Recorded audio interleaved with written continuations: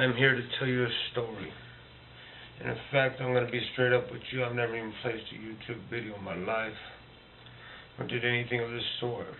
Has it been I've always been ignorant, fooled, coward? Most all those, except the coward part probably.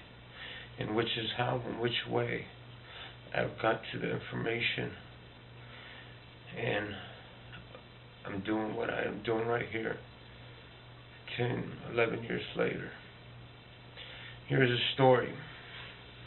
Here's a story of scandal, hatred, racism, prejudice, misconduct, cowardly treatment, hypocrisy being spread right here in America, California, USA to be exact.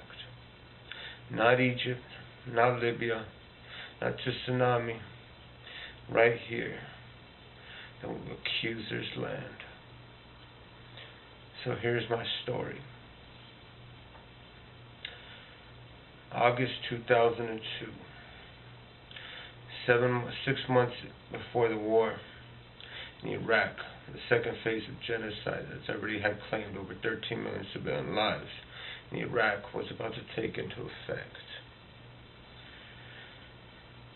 I am accused of something very, very, very innocently wrong, but definitely something I didn't do, and something I shouldn't have legally seen as second in prison or even county jail over. I made a mistake those days leading up to this courtroom.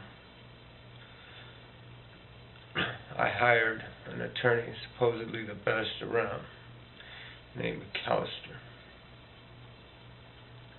This guy was supposed to be the best, but little did we know he was an ex-military Marine police officer contracted by the U.S. government to spy on a town of Modesto and Turlock due to the high population of Middle Easterns, mainly Iraqis and Iranians. Not a bad choice by the government. The only thing was, he was more of a coke fiend than anything. Should have seen the burn through that nostril. Anyways, back to the subject.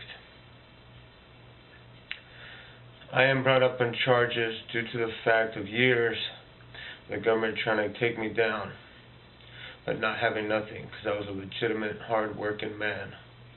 Some could call me a working-class hero, in fact. I even worked 12-hour shifts at a minimum wage of $4.25 an hour, stacking 60-pound bags of material on pallets for a temporary agency. I also, in fact,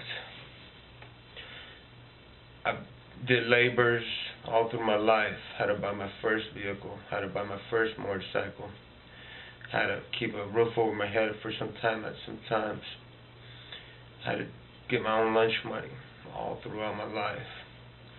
Don't get me wrong, I had parents, but they weren't always all there. Too busy fighting to stay out of prison, being framed, and being racially treated and motivated. I happen to be Middle Eastern. Well, back to August.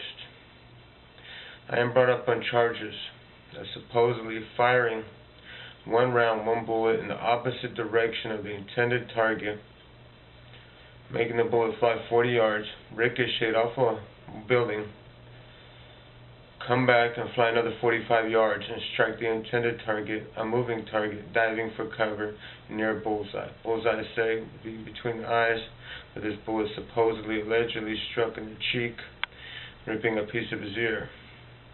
The man is still alive. But now, the man is also, he happened to be Middle Eastern. Middle Easterns were getting rounded up at the time. This was August. About to break off the second phase of genocide in Iraq to finish the job.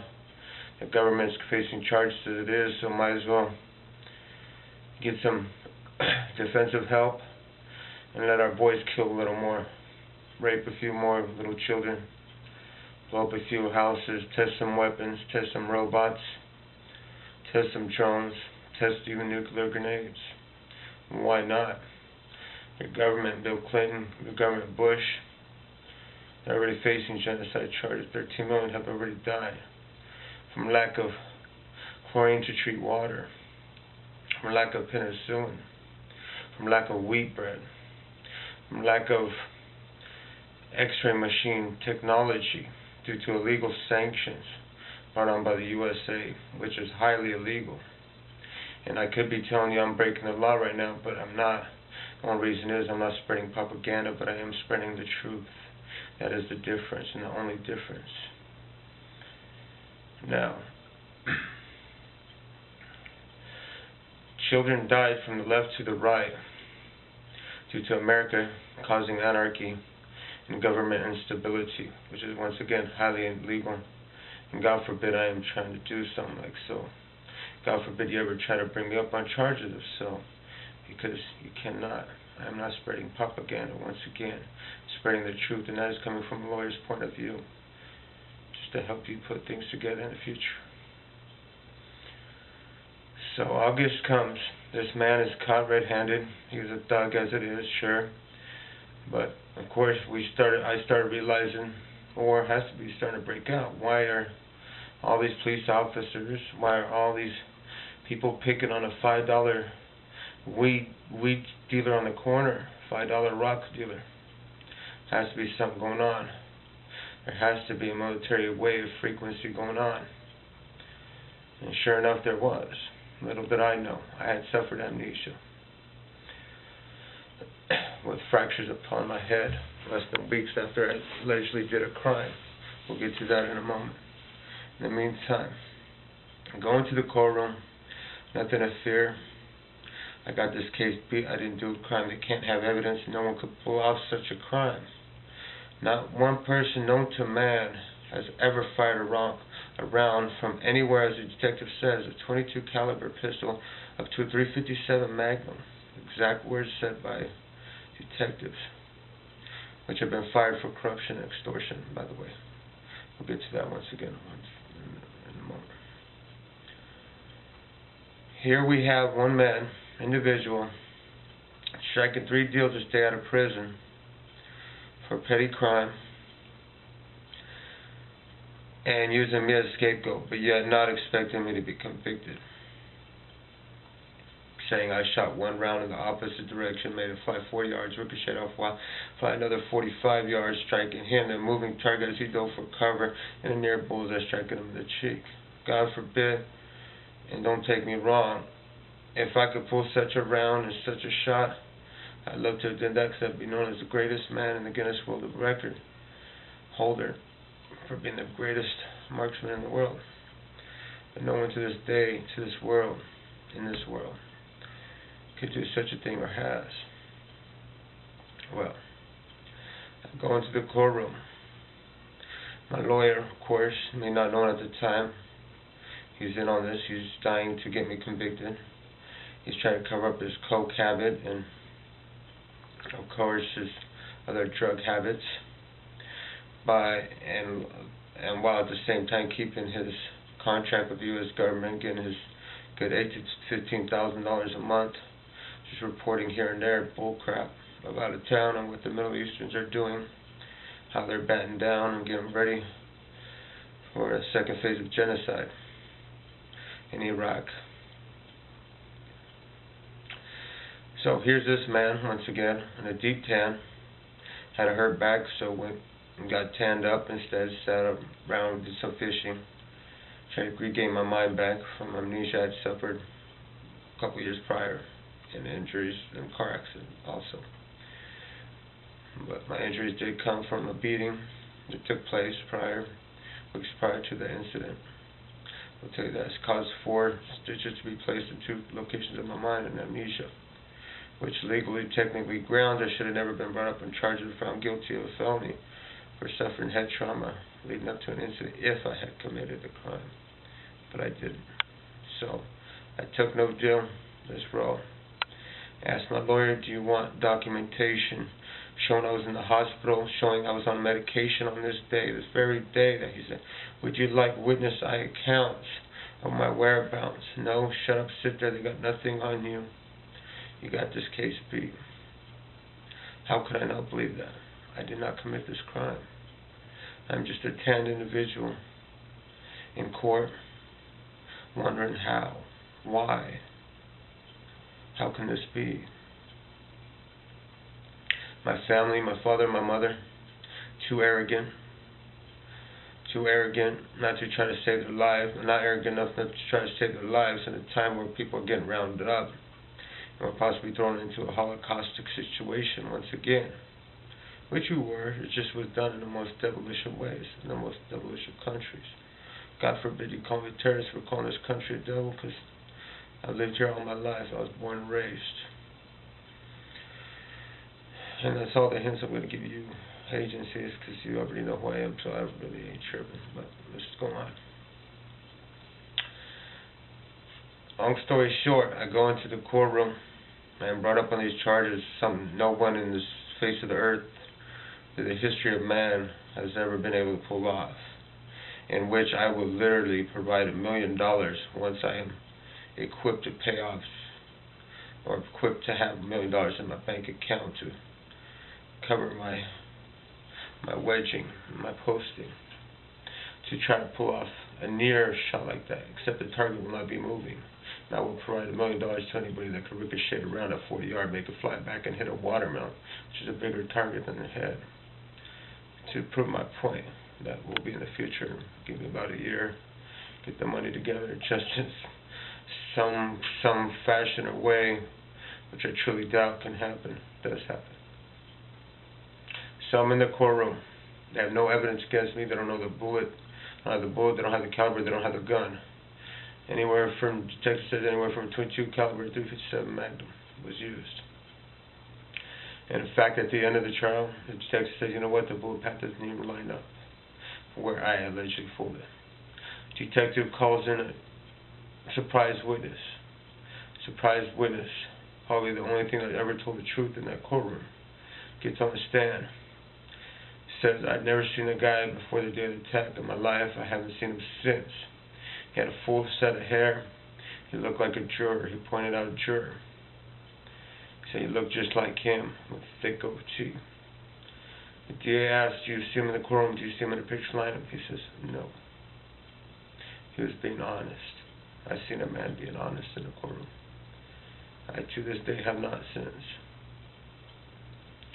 When my judge came out of retirement, the judge proceeding this case, in fact, probably just to convict me. He happened to be a Jewish man named Richie. My lawyer happened to be a different type of Jewish man. But all Jewish just happen to be involved, and I'm not even racist, into this situation, who are 100% behind the war, death, corruption, genocide. Let's not make this a race war, even though it is the facts of life. And we'll carry on. We go into the courtroom. All evidence in my favor. 3 jurors obviously look familiar. I did not recall from where. Last day I'm told, hey, do you remember this guy? He was bossed around by an individual I knew, who has also brought sadness to my heart. And I said no, but my lawyer refused to get him out of the juror stand. He says, you got this beat, don't say nothing, sit there and shut up. You're going home, get a cigar and a bottle of champagne. How could I not once again believe this guy? Now, boy, was I wrong. Boy, do I still feel stupid. Boy, does it almost give me the urge just to end everything. But I do not. I hold on with the faith that I could change lives in the future. And this is how I'm doing it. Let me begin. I am incarcerated August 15, 2002 for a crime I did not do, and either a crime any man in this face of the earth through time can pull off. All evidence in my favor. My only crime being darkly tanned and being Middle Eastern with the roots. I am incarcerated. Immediately the torture begins. I am locked up. I am segregated. 6 months with no sunlight, no yard, no outdoor exercise, fresh air. Stuck in a room, and this man happens to be claustrophobic. The nightmares, the passing out, the chest pain, all there. Within a few months, I am beaten to near death and my temple is crushed. An officer, tall, man, I can't even call him a man, skinny individual but tall, good 230 pounds on his side. Last name Johnson, definitely Jewish. Places a knee on my temple and puts every single pressure in the world on it and just crush. I hear the crackling. I go deaf. Literally, ears ring for months after. Dizzy spills. They never stopped. And I somehow survived, blowing blood through my nose, pulling blood out of my eardrums. And I filed complaints. Was that a mistake? Nobody did nothing. They laughed. They said, look at this sand nigger. He's actually trying to think we care. He kept me locked up months in, months out, locked 23, most of the time 24 hours a day. Can't see through the back window. Not able to skip 5 minutes of sunlight. In about 6 months I got maybe perhaps 10 minutes and I was going to the courthouse and coming back in the vehicle. I turned pale just so I could not use the facts of the matter that it's racially motivated. I should not be in prison. It's because of the color of my skin and my roots. Now I'm pale. Now, there goes that defense to them. That's step one in their process. All premeditated in my book.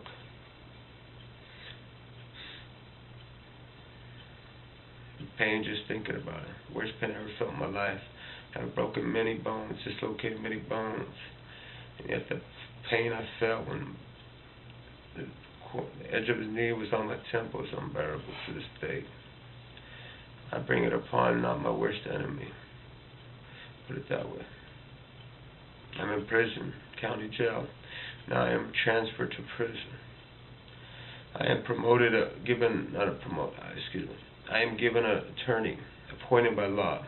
Randy Cove is such a sweet sounding name. Boy, were we wrong.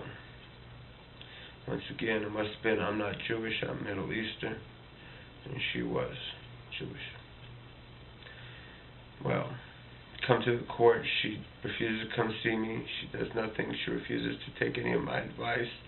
I immediately get help with people that are in denial that I'm even in prison and seeing the day in prison. Complete denial. I mean, some people get so pissed off thinking I'm lying, just want to sock me, but I happen to be big. That's probably my own savior.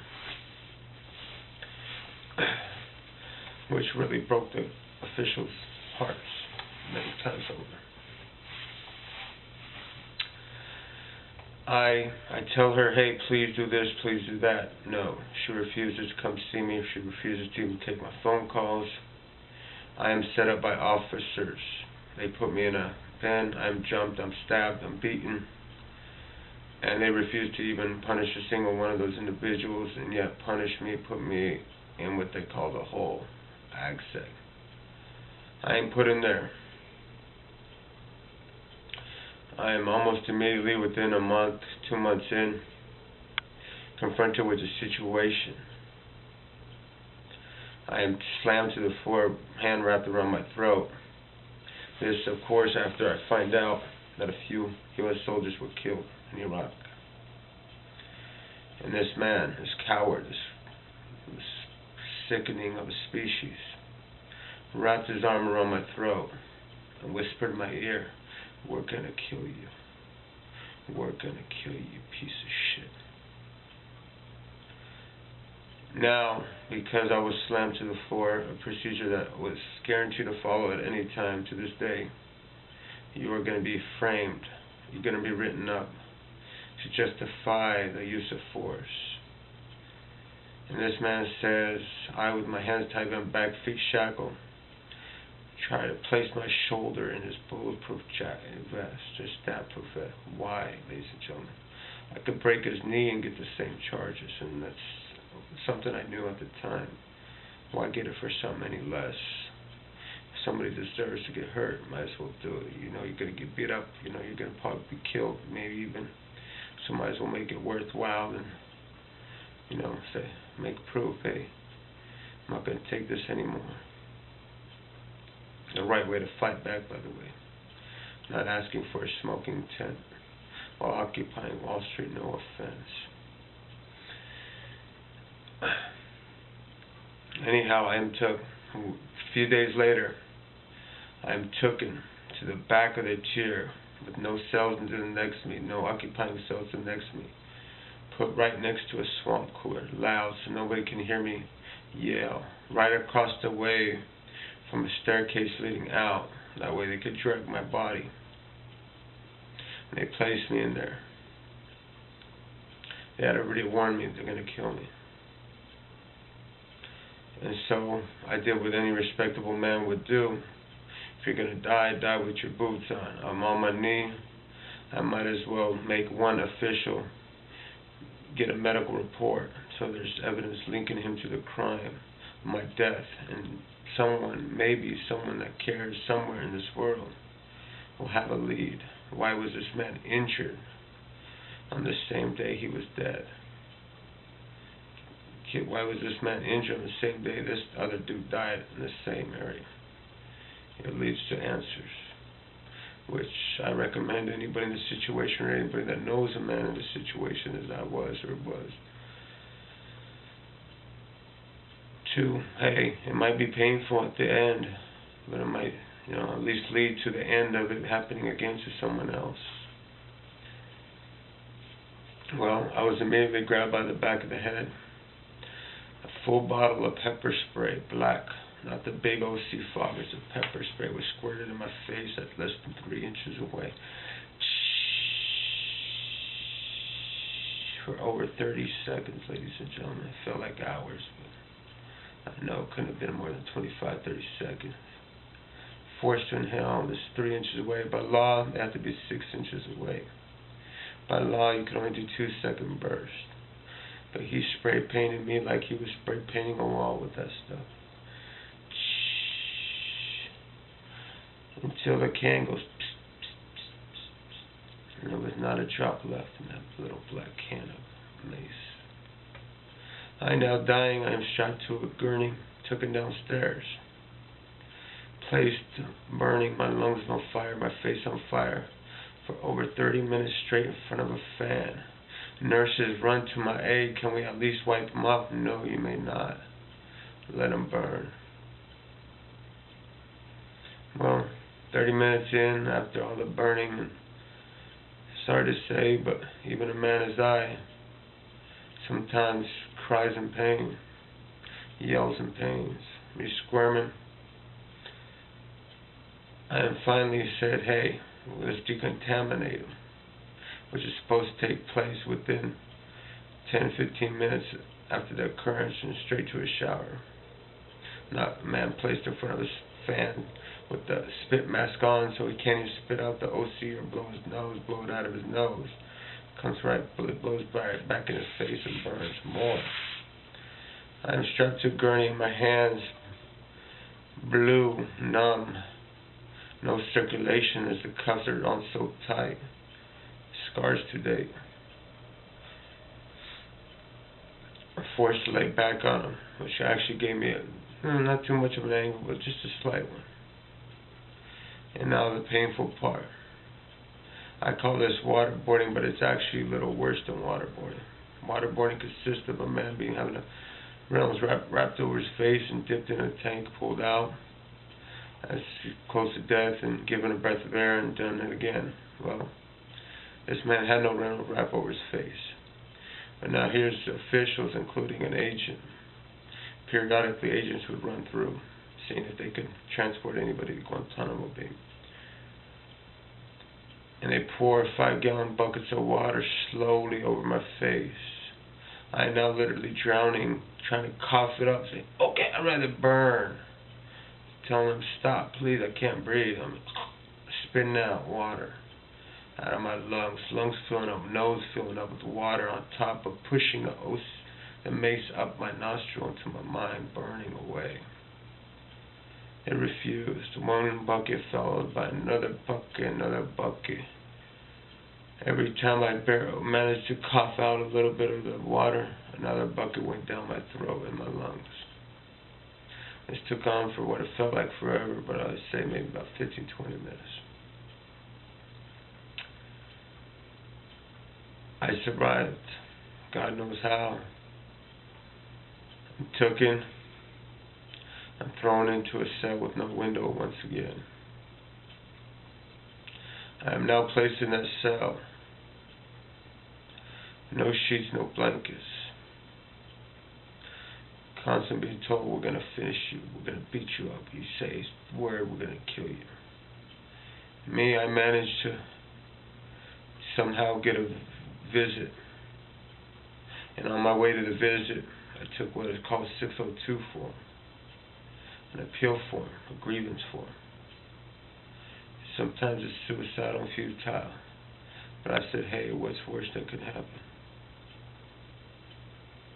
I snuck this in.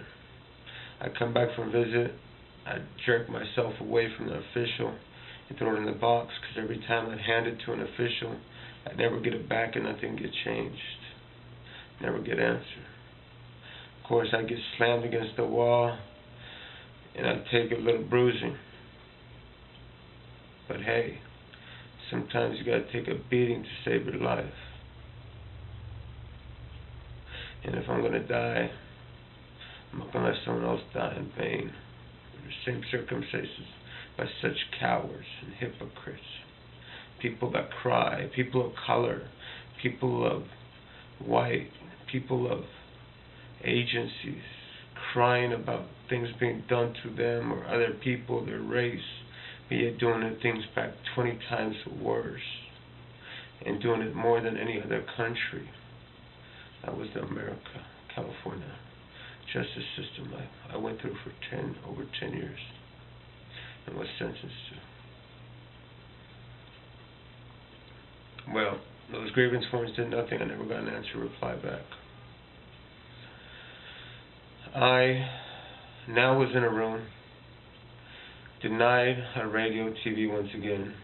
I'd go 15 months at a time without a TV, radio, not knowing what's happening. My people, are they being vigilantly killed? What is going on in Iraq? Have they nuked Iraq?